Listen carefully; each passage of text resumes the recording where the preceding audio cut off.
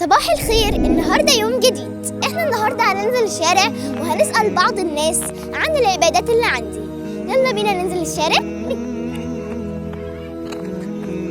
في صديقين هناك هم، تعالوا نروح نسألهم. ازيكم عاملين ايه؟ الحمد لله. انا اسفة ان انا قطعتكم، بس انا عايز اسألكم على بعض الأسئلة المهمة. ممكن تعرفي لي ما المقصود بالعبادة؟ هي كل قول فعل يرضى الله تعالى به ورسوله صلى الله عليه وسلم. ما شاء الله، انتوا عندكم كم هائل من المعلومات الدينية، ما شاء الله. تعالوا معايا بقى نقعد هناك ونتكلم مع بعض عشان نتعرف أصول الدين اللي عندنا.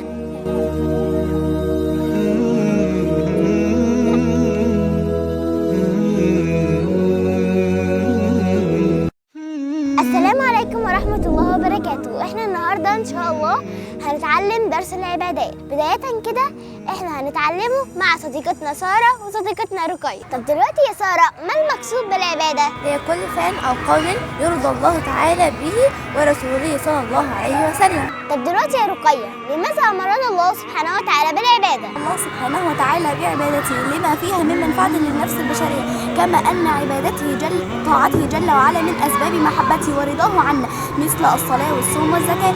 الصلاة هي نور لقلوبنا وهي سبب في دخول الجنة. أما عن الصوم فهو يفيد صحة الجسم ويساعد الإنسان على تحكم ضبط نفسه والتحكم بها.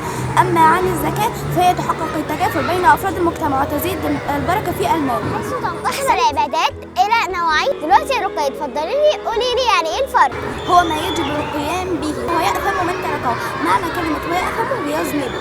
طب من أمثلتها؟ الخمس وصوم رمضان والحج لمن توفر لديه القدرة البدنية والمادية، والزكاة لمن يمتلك القدرة وتجب عليه. دلوقتي بقى احنا هنعرف معنى السنة من التلميذة سارة. هي كل قول أو فعل أو صفة أو تقرير قام بها الرسول صلى الله عليه وسلم، وإذا تركها العبد لم يؤثم، وهي نقوم بها اقتداء به صلى الله عليه وسلم. ومن أمثلتها صلوات السنن والصوم من شهور الهجرية، وعدم العيب على الطعام، وتسمية قبل الأكل وبعد الانتهاء. الحمد لله تعالى على الأكل. أنا سعيدة جدا بأن أنا اتعلمت معاكم بعض الحاجات الدينية. انتوا ما شاء الله عندكم كم هائل من المعلومات الدينية.